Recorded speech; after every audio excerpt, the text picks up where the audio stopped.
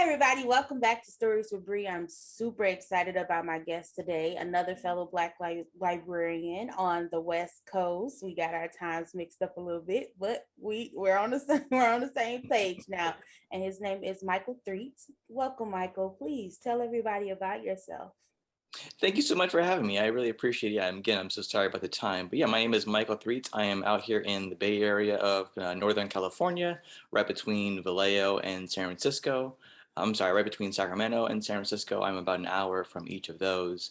I grew up in the same town I lived in. As far as libraries go, I actually grew up in the library system. I grew up in the library system that I currently work for. So I've been working for the library for the past almost 9 years, and I've been going to the same library that I now work for since 1995 when I was 5 years old. So I work on the second floor of headquarters in the marketing department, and I grew up coming to all the programs that are downstairs at the library just below. Okay, listen, that's a big brag. You hear me? That is a big brag to say that you work for the library that has played an essential part in your entire life.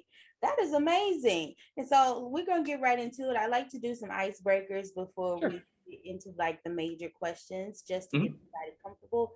But you have already kind of like set the tone. So I'm super excited to talk about your experience with the library. So my first question, you mentioned that you've been going to the library since 95, since you were Mhm. 5.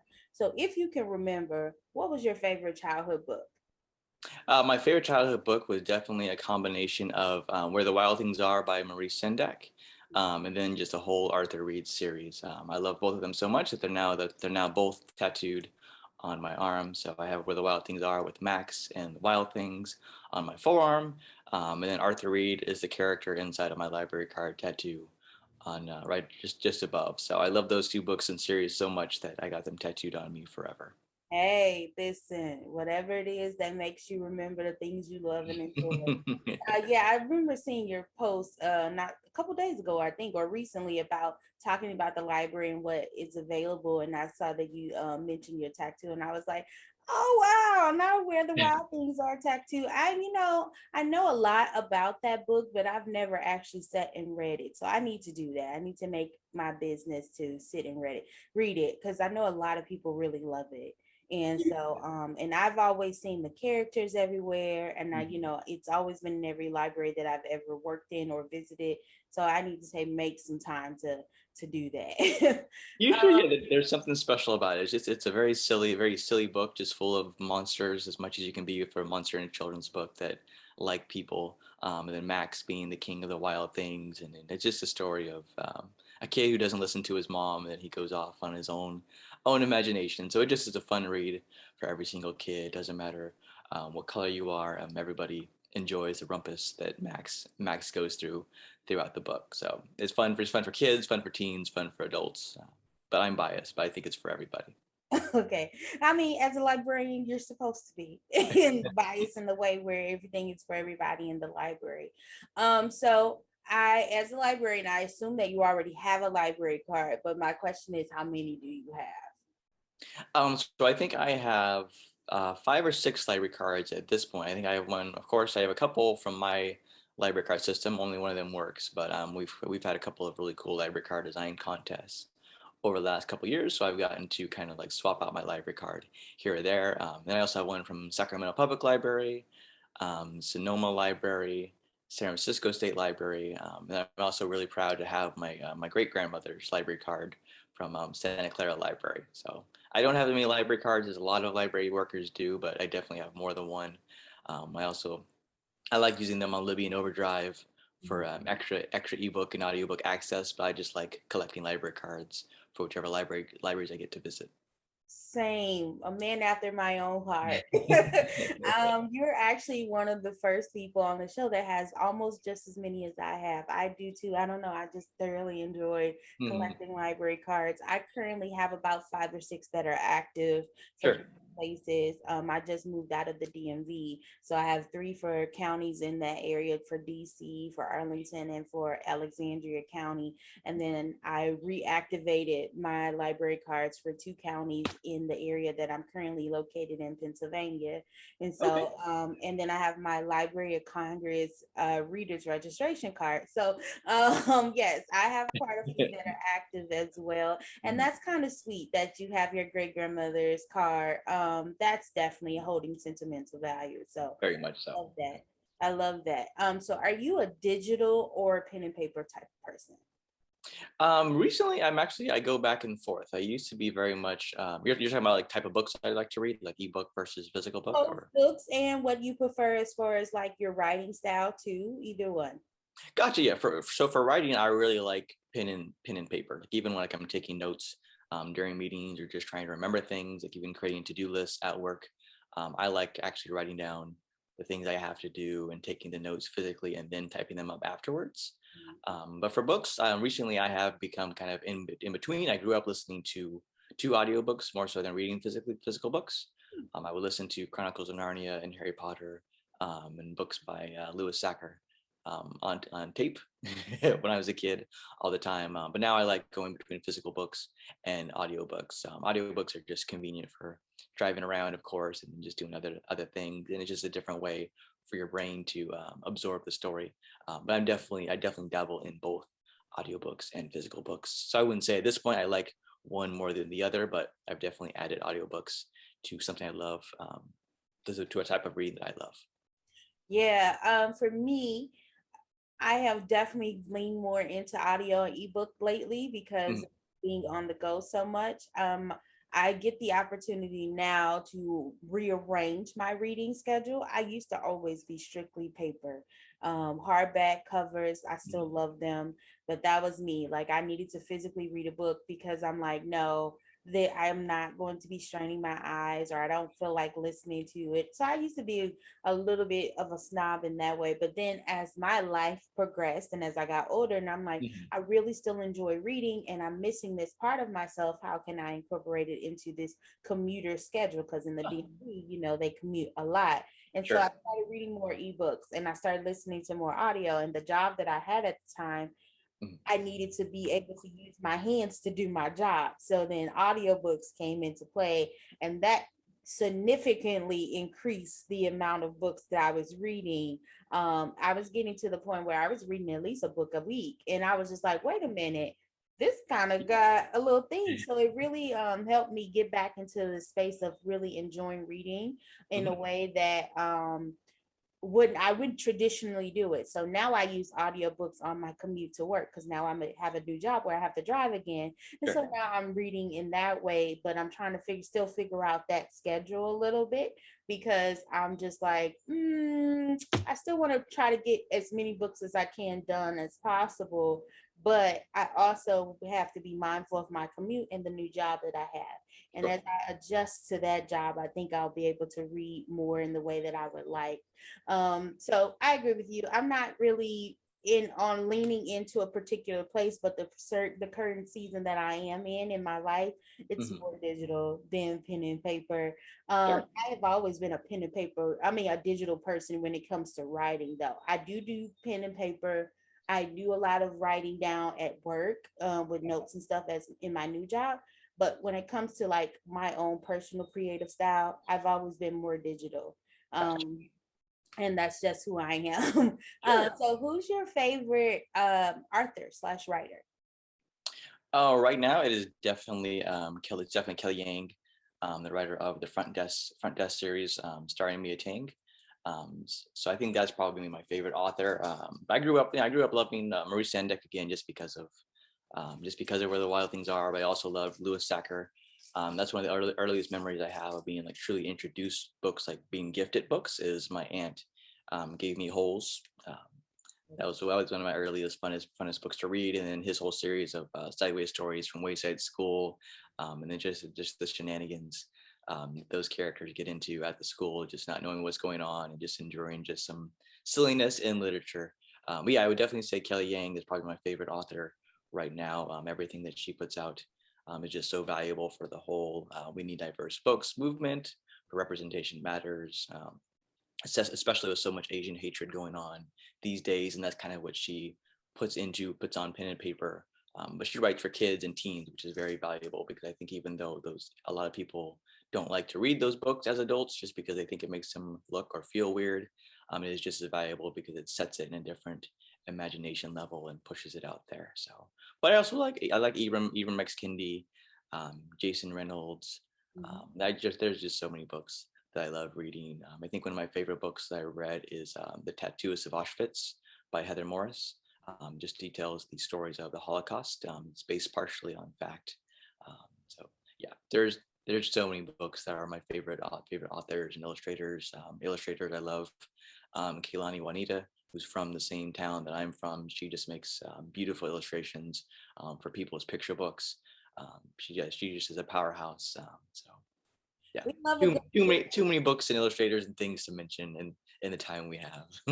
Right, exactly. And I love a good illustrator. I love someone who can literally take the words that I create or someone else creates, and then just be able to like bring them to life, and you can see the pictures. Now, for me, I am a person who, when I read, I create my own characters and thoughts and processes. Like, I create the pictures in my mind.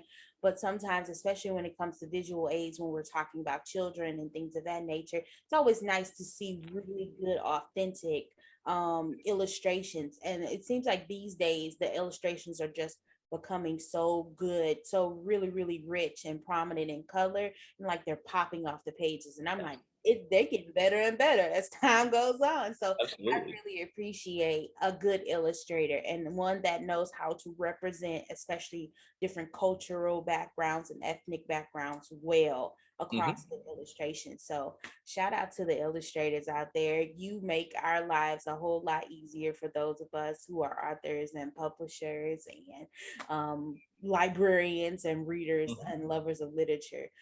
So you mentioned that you've been working at your current library for over 9 years now. So that is really, shout out to you. So you've been a librarian for 9 years, or have you just been working at that particular branch for 9 years? How long have you been an actual professional degree librarian? So in November, I'll have been working for Solano County Library for 9 years. And I've been a librarian for just about 4 years. I was a children's librarian for 2 years. And then I've been what's my title is Digital Community Librarian. So I work on the website, social media, and marketing. I'm in the marketing department.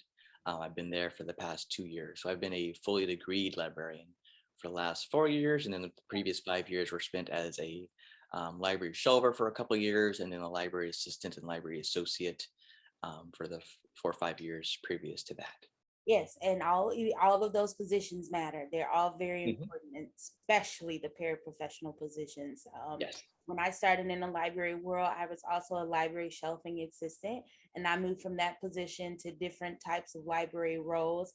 I've never officially had a job that held the title, the position of librarian in the title. I was a reference librarian for about 4 months when I worked at the Library of Congress, but now I'm a digital resource manager. So I'm leaning more into the informational technology side of my library degree, which is fine because that's always been where I wanted to be. But this gives me the opportunity to really work out my ability to do that librarian thing. And then I always, in many ways, have always been the person that people come to find out information and resources and stuff. So I always use my degree. I've been librarian now for I got my degree in 2016, so over 6 years now. So a little over 6 years I have been a professionally degree librarian. One of the best decisions I've ever made. And so you said that you're currently working in the Solano County Library system, so I assume that you might know KK, because I believe she works in the same system, but you guys might not work at the same branch. So I don't know if you all know each other, but I might make that connection because I think you're working in the same county system. So that would be nice for you all to link. And she's currently a library student, so that would be good for you all to connect it. And so what does having a library of science degree mean to you? And if you don't mind sharing, what school did you go to? What program did you go through? Sure, yeah. And I went to San Jose State University. I graduated in about 1 year. I did it so fast just to I wanted my grandparents all to know that I had graduated with that degree. Yeah, I think it's very important for me to have the Master Library Information Science degree. Mhm. It's a controversial, not still controversial anymore, statement for me to say that I don't believe that all librarians should have to have the MLIS. I think that is what deters a lot of people of color from being able to pursue librarianship, which I'm sure is one of your future questions. So I'll just jump the gun to it now. But no, I think, yeah, it's important to me, but I also wish it didn't have to be so important. But it is very important for me to be able to say that I have a master's degree. It's not something I saw myself having as a kid. I definitely knew I was going to go to college, but I didn't ever envision having a master's degree. So education has always been very important to my parents, to my grandparents. So I'm very happy and proud to have achieved that master's degree. And I think just for me, having been a children's librarian and even in my current line of work now, having like spoken to children and that kind of thing, just like to be able to show them that a person who looks like them or looks like their friends they don't know that I have a master's degree because they're just kids because Right. they're only in second grade, kindergarten, that kind of thing. But it still is something that they can see Mhm. in the future. And I also visit middle school kids and even high school kids every once in a while. So in talking way too much about the library as I often do, I am able to sometimes work that into people. So yeah, San Jose State, even though I have my controversial opinions about the master's degree, San Jose State did have a very good program. I was lucky enough to have done it, to have conquered it. It helped a lot that I was working full time for my library system, so that was a huge help in accomplishing my projects. All the children's program classes, the teen services programming classes. I knew I wanted to be in social media, so I took social media for librarians. Um, the analyzing, creating the databases were all helpful. So I wouldn't say that I learned initially in the moment a lot in the program, but now looking back at the work I've done, it's played a tremendous help, and I'm grateful to San Jose State University for all they taught me, and also my coworkers for enduring all my questions as I pursue the program. So, if Yeah. you are looking for a school, I think San Jose State University is a great one to go to, and it's all online, which is convenient Yes, for those of us who are working full time or working at all, or especially for teachers who are pursuing librarianship, or for parents with kids trying to get that next degree. Yes, I agree. I 100% agree with you with all the statements that you said. I've actually looked at San Jose for a couple of things in regards to like some certificate programs that I was considering taking to like add to supplement my library degree. I remember being in contact with some of their recruiters at one of the conferences that I went to, and they were really nice. I went to UIUC and I did my degree online as well. I got mine done in a year and a half. So I did a year and a half because my reasoning was I just didn't want to spend all that money to keep going to school. So I was trying to get done as quickly as possible. I will say that my degree program did prepare me for some things. I was also working in the library part time when I decided to go back to school. I think one of the best things that certain library systems offer, and they all don't, but certain library systems offer, is the ability to continue your education, and they're willing to do it on their dime, which I think is something that's really great. But I don't disagree with you when you say that that can be a barrier to other people who we need inside librarianship, who want to and desire to work in libraries but may not desire to go back to school or even can't afford to go back to school. I do agree with you to say that that barrier can sometimes prevent us from recruiting more people of color into the field of librarianship. Which, like you said, you jumped right into it. You Let's just move ahead a little bit. And so you said about that you feel like they could do a better job. So how what are other thoughts that you have about the profession that you feel like could create, like break down those barriers for people who want to get into librarianship? What are other ways that you think that as a profession we need to adjust or change our diversity, accessibility, and even informational type spaces and equity in order for us to expand and have more people of color from all walks of life desire and want to be in this field? How do you think we can make those adjustments to even these degree programs or even the requirements to become a librarian in a system? What are your thoughts on that? Yeah, well, I think as we both already mentioned, I think the biggest one that we can initially change is the degree requirements. Just as you lined out, just the financial factor. I don't think it's definitely not that people of color and anybody um, can't can't graduate from the Master of Library Information Science thing. I don't think that's it. I think that it's very daunting to go back to school just because how much you have to pay. The prices keep on increasing for college. So and then some people are just like, I don't have that time to go get the degree when the job is not guaranteed. Eventually, people will get the job with the MLIS. It's just some people get lucky and get hired almost right away, and then some people have to take years before they finally get the job they were hoping for with that degree. So it's not necessarily, I wouldn't say use the word fair, but I think it's the only word that comes to mind is it's not the fairest process, and it doesn't encourage people to do it because it's not guaranteed at all. There's no timetable. But I think on a simpler matter, I think I've always been a huge component of outreach being the biggest asset that libraries have. I think just because of desk schedules, especially for public libraries, it is very difficult to go out to everywhere. And that's I think the problem with data and with the other decision that libraries have to make is that you have to analyze where the best place is to go get people to talk to tell about the library and all the great things that we do for the community, the great things that we do as librarians, even though we often struggle, the good outweighs the bad. But I've always been a part of it. We do outreach everywhere in our community.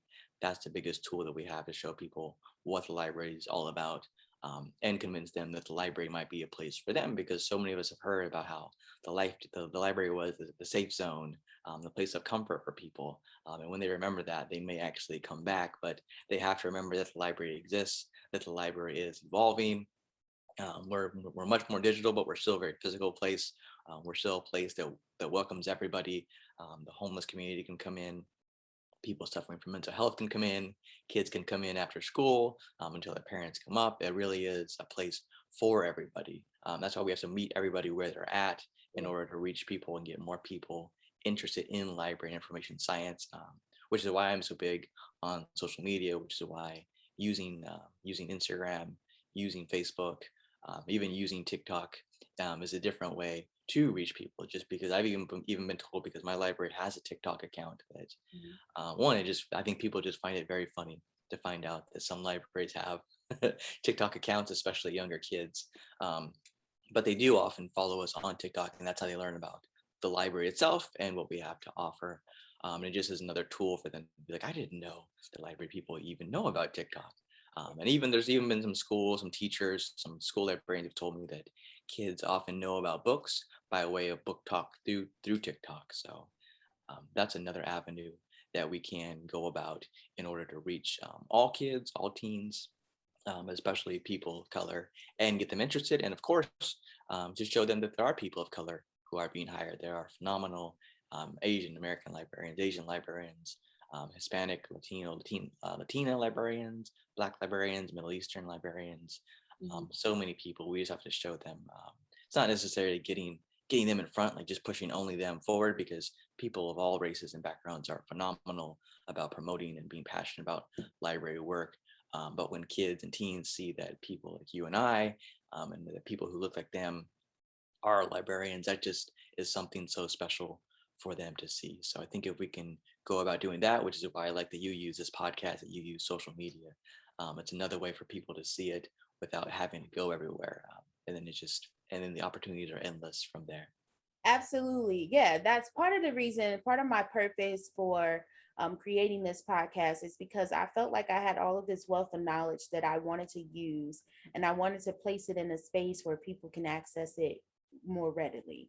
And I wanted to have conversations with more people of color, because when I got into the field of librarianship, um, I had the fortunate ability to grow up around Black librarians. I grew up in a majority Black city, all Black city, and so everybody around me, surrounding me, was in those professions were Black. When I moved outside of my bubble, I realized that it wasn't as many of us as I assumed that it for it to be. But I will say, and then also going into my library of science degree, I realized that it wasn't as many of us in the profession as I thought that it could possibly be. I am, and I don't want to, I don't want people to assume that I lean one way or another. I actually am on both sides of the thing, because I do believe that education is very much so important. I am someone who is constantly forever learning and constantly learning. I've always been someone who desired to have X amount of degrees and have at some point I'm going to go back and get my doctorate degree. So I do believe that having the education, having the foundational tools and things in place is important. I do think that some of those things, even in the library though, after you get that degree, it does require a lot of hands-on experience, because your library degree program can tell you about structure, it can tell you about how to do searching and systems, it can teach you about specific things within the library field that you might not have necessarily learned just by going straight in and getting hands-on experience. So there are some structural things that I think are very important when it comes to library programming and library programs and those in that way. However, when you work inside of a library, you know your audience, you know your core base, you know the people that are coming in there. And so I don't disagree. Like I said, I don't disagree with you in the space that if somebody has been working in a library for X amount of years and they don't have a master's degree, that does not mean that they are not good at, and and they might be better than someone who is fresh out of this library degree group, their library degree program, because they have hands-on experience and they're actually there in the seat. So I like the approach of, like I mentioned earlier, how some of the systems have designed their system to where they are actually paying for their employees to go back to school. Now that it does kind of create a barrier to where if you don't already have a bachelor's degree, then now you can't maybe necessarily get this master's degree. But there are bachelor degree programs in library information science. And I know a lot of times we don't focus on that. We always focus at the master's level, but there are schools who offer library and information science degrees at the Black baccalaureate level. I think that there should be some more, because I think that this is just the way that society is going.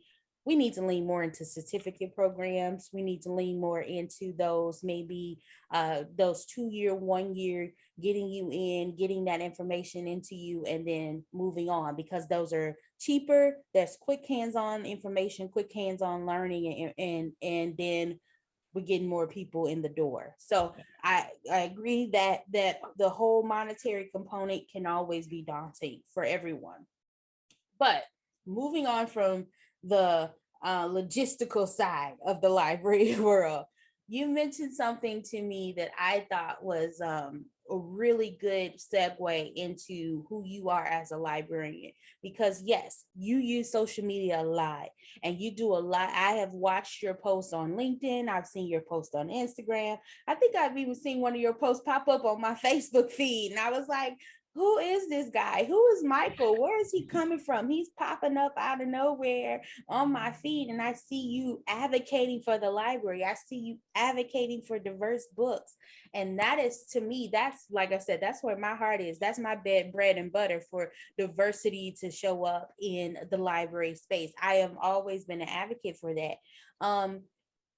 Children's books in particular, you said you were a children's librarian for a very long time. How important is it for you to make sure that you're constantly putting in the forefront all of the things, all of the diverse reads that are in your library system that are available? How important is that for you to make sure that children see themselves in every aspect of the library, of the job? How do you do your recruitment, basically, to get them to come in and to see, and to be like, look, we have this, we have this, we have this. Please talk to me about your process, your social media process, and just why you think it's important for us to continue to expand the library in that way.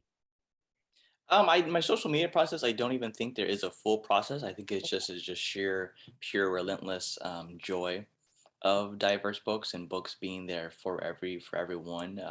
and then just hitting people over the head with the amount of books that there are, showing people that there are still not enough diverse books, but more and more are coming out. For the longest time, there just weren't that many books by people of color in general. So I think that's also something that we have to acknowledge, that it's not libraries' fault entirely that there weren't as many books, just because people just didn't write them. Because even to be fair to white authors, they at least saw that um, they're not people of color, so they made books with characters that looked like them. And then now we're fortunate enough, in 2022, very soon 2023, to have people of color who are writing books because they didn't see themselves, and now it's just has become a wonderful, wonderful train wreck, wonderful dominoes, and that so many people, authors, illustrators, are creating books for people to see themselves in. And I'm just using social media to highlight those books, to encourage other people to keep on writing, to show them that there are people like me who are reading those books, who are loving seeing those books. I grew up reading. I love Junie B. Jones. I love Encyclopedia Brown. I love Henry Huggins. So I loved all those. I loved all those books. So to me, I'm like, I just couldn't get my hands on enough books. But it would have been so much to me as a kid to be able to see a black Junie B. Jones. So I even love that Grace, just because of just that connection, anyways. Bud Not Buddy, all those type of books. So for me to use social media, to use Instagram, TikTok, Facebook, and Twitter, it just is important. It's also a way for me to connect with authors, just to be able to ask them directly, how can I help you? Is it enough just to make posts of just being totally happy to see those books? Um, and then as far as like bringing kids into the library, bringing them into or letting them see how many options there are, and just working with my amazing colleagues, coworkers, friends into the library, to get them interested and passionate about showing off those books. They make incredible displays to highlight all these books, so that as soon as the kids come into the library, they instantly see books that look with characters who look like them. And when I was in a children's librarian, again, just with outreach, I would just make sure I would go to the schools. The children's librarian before me had started bringing a suitcase full of books to local schools, for kids who couldn't come to the library. And then when she was promoted to a different position, and I replaced her as children's librarian, I just kept her suitcase full of books idea going, and just filled it with all the books. I took their suggestions, Yeah. and then I just filled it with other books that I thought they should see and that they might like. And it was always happened to be books with characters who looked like them, the Tristan Strong series, Mhm. anything I could find. Um, and I think it hit home for me when I would always hear kids kind of like showing books to their friends and being like, "Hey, look, this one looks like you. I'm gonna get it because it looks like you." So I think that's what matters. That's what's so important, so cool to me, is that kids very much are not racist at all. It's not that they don't see color; they actually love color, and that is what makes them so important. What makes it so happy to see them is that they are willing to do the work that we should be doing. So I think the least that I can do as a librarian, as a person who lives in their community, is give them access to the books that they deserve, the books with them, the books with their friends, with their family members. So yeah, I think I'll never stop pushing for diverse books, for representation mattering. I mean, the Las Vegas Raiders just hired the first female Black president. So things like that, like, I think that's also something too, as far as part of it is that I have such a different interest. I mean, library workers have they like Dungeons and Dragons, they like movies, they like Netflix, they like Stranger Things, but I like sports and that kind of thing. I'm kind of covered in tattoos, so being a different person just helps me connect in different ways. And that's what I'm trying to encourage my colleagues to do, is that everyone has a different way to connect. So just a matter of finding that way you can. Once you make that connection, you can show kids all the books that there are specifically for them, just so they can enjoy the library, because the library is for them. Yeah, I have tons of thoughts on 100%. representation and diverse books. So I 100 and I'm listening. By all means, go, go, go, go. I'm all here for all of it. I'm soaking it all in. I love to hear people talk about what they're passionate about. I love to hear people talk about why they're passionate about it and why they choose to do the things that they do, what makes them tick. And specifically for librarians, because we have the beautiful and wonderful task of making sure that we create a space for all types of people, and making Mhm. sure that that we create access for all types of people. You mentioned earlier about the library being a safe space. And so part of becoming a safe space is making sure that you're advocating, that you're creating, and that you have the ability to bring those people in, for them to feel like, hey, I matter here. And the reason why I matter here is because I see things that look like me. I feel good about coming into this space. I feel good about knowing that the people that work here care about me as a person. And so, sorry for the noise in the background. I live in a urban area, as we call them, and so noise all the time. But it's just it's so beautiful, and that's why I can really appreciate your passion for diversity, because that is also my thing. As a publisher, I specifically work with underrepresented communities because I feel like we have stories that have not been told. We have stories that need to be told. And so I try my best to make sure that I'm working with authors and they sometimes do get a little discouraged because they're like, this seems hard, or I don't know if anybody wants to read my story. And I'm like, what are you talking about? Absolutely. We want your stories. We need your stories. We need to see us. Mhm. We need to see people who look like us dominate. And I don't care if you feel like it's oversaturation. We've been oversaturated with so many other books for so long. It's our time. It's our time to do that. I talked to a children's author. His name is Giovanni Gift, and he has a book called Run. And specifically, the book is about teaching kids about exercise and loving to exercise and loving to move their bodies. And it has a very beautiful story behind it, and that will be coming out at the beginning of season 3. So check that episode out when you get an opportunity. But his book is something that's in a niche market, that's in a space that we don't really talk about, which is moving our bodies, which is exercising, which is being exercising being fun and running being fun. And he wrote a book about running because he loves to run. And I mean loves to run, like running 7 to 10 miles a day. I'm like, God bless you, sir. But that ain't for me. That ain't my victory. I'll run, but I ain't finna run that long. but he loves running and he loves exercise. Mhm. And so he is creating children's books that teaches kids about health, that teaches kids about things that they do every day, which is move their bodies. And Mhm. so we need those. And if we don't have those books out there, we don't have books like that, then they'll never know. You know what I'm saying? So I appreciate that you are so heavily in tuned, and does that your desire to create a diversified literary space, is that something that just has always been personally ingrained in you? Is that coming from you growing up and going to the library and not seeing books that look like you, or is it just something that you not say you're hopping on a bandwagon, but is that something as you created your library career you were like, there, we need to see more of this, or this has always been kind of like a stance that you've had throughout your entire lifestyle?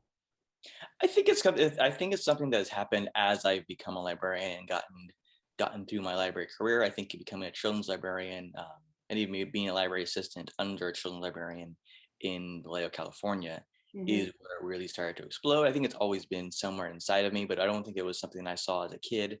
Again, I think deep down I would have wanted to see more books with people with characters who look like me, but I don't remember having that thought at all times as a kid.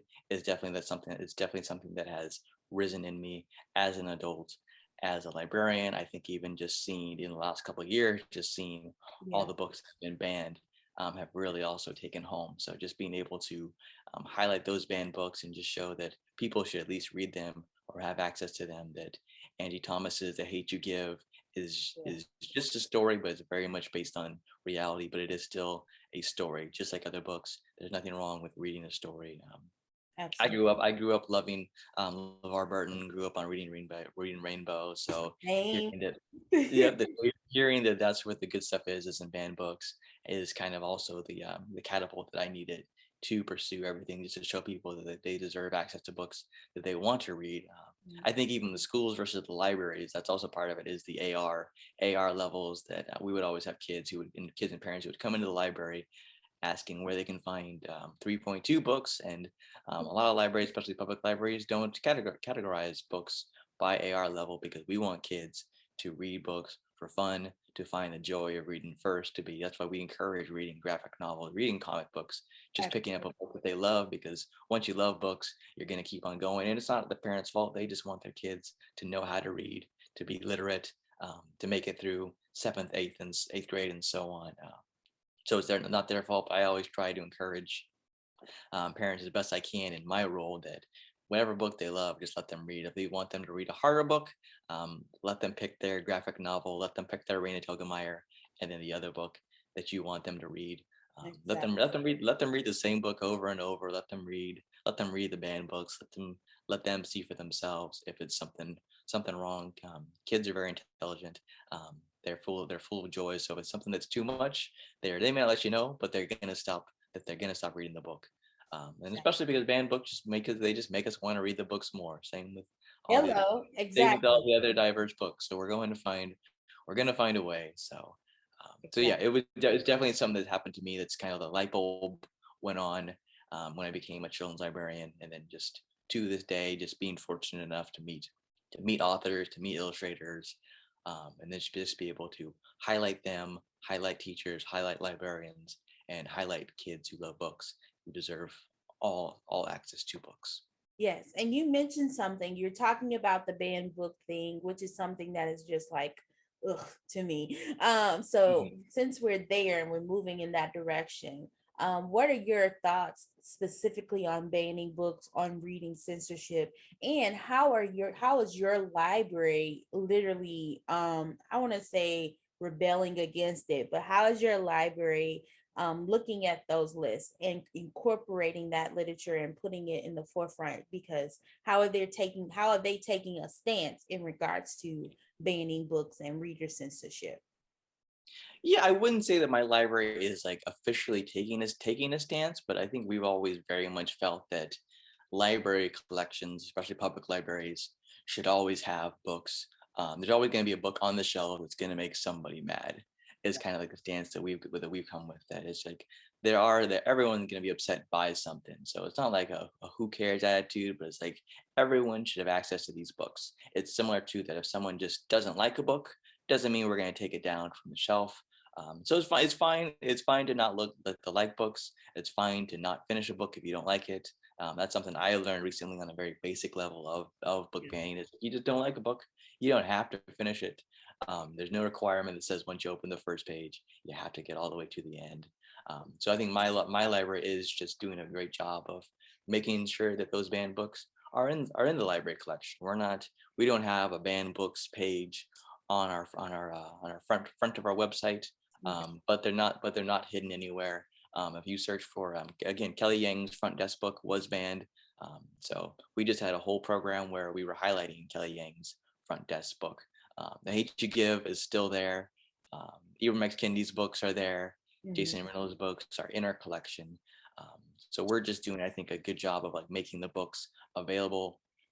We have these social justice book kits that we've created. My colleagues have created. I just get to help them promote them. Okay.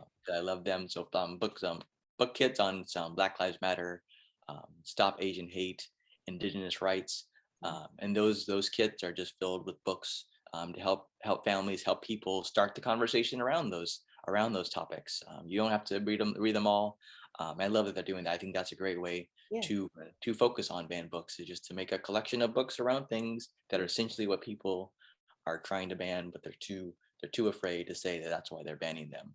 It's not because oftentimes they haven't, as we all know, oftentimes they haven't even read the banned book. So I think in the best of ways, my library system is addressing banned books by providing access to them. I am lucky enough to be one of the main people doing social media, so I get to just say, hey, look at this book. This is a book you should get to read. And I work for a library system that's like, cool, keep on doing it. Exactly. Yeah, and I agree with you. And that is the bigger thing right there, which frustrates me. It's like, have you even opened the book? Have Mhm. you even read it? Or you're just jumping on the bandwagon and just like most people do on social media and with their platforms is just, I'm just going to go with the crowd, and you haven't even bothered to actually you might actually like some of these books that you're rallying the people, rallying the troops around trying to ban. And I love one of the statements that Ibram Kennedy said is that and it's to paraphrase, essentially said that it should be just as an equal, if not equally important, for children of color to also see themselves in classrooms and in history books and to know the truth. Mhm. And we have dealt with such a watered down history for so long. It is important now that we have integrity and that we begin to tell the truth, because if we don't, we will risk losing this history because we're not telling people. As a Christian, I am a Christian. One of the scriptures says people perish for a lack of knowledge. And so you're losing knowledge by not acknowledging this core part of history. Like, let's stop acting like, you know, Black people, African Americans in particular, because I'm from the Black community, are not the reason why we even have the society that we have now. Because the honest to God truth is, the United States was built on the backs of slaves. Let's just be honest about that, and educate people around that, Mhm. and not feel like it's a daunting condemnation of white people, because it's not. It's literally us telling the history of our country. And as we know better, we do better. And so I like the fact that you guys have these kits, that these social justice kits that help to kind of like start conversations. And I thoroughly enjoyed having conversations about, and gaining knowledge and getting that perspective. So it's a perfect way to start those conversations, is create these kits for people to have. And I have just became part of the team of DFN, as we call it in Bookstagram, which is do not finish. I have just become a part of that. I used to be that person where I Mhm. had to finish. If I started it, I had to complete it. Now I don't listen. If you look past the first chapter, so if you ain't getting my attention, you got to go. Or even if I get to the middle of the book and it starts to look crazy, I'm not. No, this ain't for me. I got to go. And I Mhm. am very comfortable with saying, I'm out of here and I'm not finishing this book. So, and I had to learn that as well. And here I am at almost 32, just finally feeling comfortable about not finishing a book, because I Mhm. used to feel a little shame that I didn't complete a read, or that I didn't read something at all. Like in my undergraduate years, I often say I used Cliff Notes, because I wasn't going to sit there and read The Hobbit. I'm not gonna read all of that. I'm not about to sit here and do this to myself. So let me see what the gist of this is, and then we move on. And I don't ever plan on going back to read any of those books. Mhm. But I thoroughly enjoy watching The Lord of the Rings, but I just could not. And I enjoyed the Hobbit series, the movies. But as far as the books are concerned, I ain't read all them books. I'm gonna be 100% honest. I did not read those books. I skimmed, spark noted it up, and Mhm. I got the gist of whatever it was, enough to where I could enjoy the conversation and engage in the conversation in the classroom. But we're getting close to the hour. But before we go, I want to ask you, and I like to try to ask specifically my librarian guests, what their ideal library will look like. So this is dream talk. So I want you to tell me what it don't matter how extreme or whatever it is, because I know all librarians at some point has thought about, how they would, if they had an unlimited budget to rearrange this whole thing, what they would do. So let's talk about, what would your ideal library look like? Yeah, that's an interesting question. I think my ideal library would have to be huge. Just I think if I had like Bill Gates type of money to create a library, there'd Mhm. be a section kind of for everybody, not like for splitting people, but people think of a library in different ways. So there would be a section for people who insist on the library being quiet, because the library these days is very much not a quiet place. But I would want to give them their quiet cove. Yes. And I also like kind of like the Barnes and Noble feel, where you can have like a coffee shop inside of a library. I've always thought that would be very cool. I've constantly tried to partner with like Starbucks and Pete's Coffee and Dutch Brothers. I think coffee and books always go hand in hand. My library does have a makerspace. So I think that would be an incredible thing to have in an ideal library, to give people access to 3D printing, to recording music. Again, I'm in the Bay Area, so I think there's so many musicians and people from the Bay Area. Again, with the whole quiet cove, I think I've always thought it'd be super cool to see concerts in the library. That's why I'm very jealous of LA Public Library, having people like the Linda Linders perform. It's just not fair that they're in LA and get access to people like that. They get to have LeVar Burton and Keanu Reeves come in there and take pictures with their giant library card. I've always loved, again, the outreach component is huge. So I would love to have like some giant bus outside the library, just always ready to go, but also for people to just be able to kind of parade through here and there, just to be like, oh, look at this cool little library outside of the big giant library. Okay. So I think my ideal library is just a hodgepodge of a million things for everybody in the community to enjoy, just so the library becomes the go-to, the most popular place in the entire community. Absolutely, because we want that, right? We want the people to come in. Exactly. Come on in here. We want you to be up in here. Because my thing is, I always advocate. I advocate for the library because I tell people all the time, for those of the people who don't really use their library, I say, you pay your taxes. Why you not using the library? Just go get a card. You know, like, and then when they go into the library and they go get a card and they start looking around, they be like, wait, I didn't know that I could do this, that. I told you the library is pumping. There's a whole lot of stuff you could do at the library. Like, people don't be thinking that, you know, you can go there to get job, you know, get help with your resume. You can go there to possibly apply for jobs. You can probably work at the library if they got some positions open. You can go there for programming, for like, sometimes they have like the little treats, and they have movie nights and things of that nature. They have different events for children. If you have kids, sometimes they have events for adults.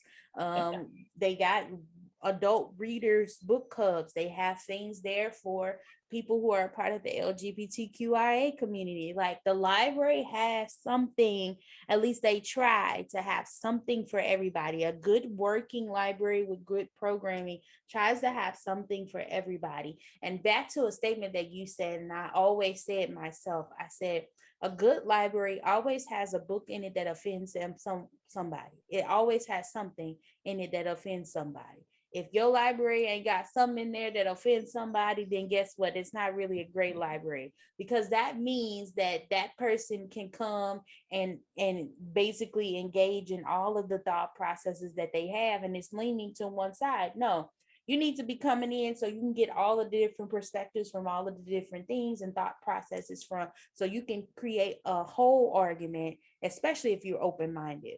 But yeah, I think that your ideal library would be great, because there are some of us, and I am one of those people. Sometimes I need quiet. I need it to be quiet. But then sometimes I'm like, okay, it's too quiet up in here. Like, so having those spaces and to just create a space for everybody is definitely important. So I like your ideal library.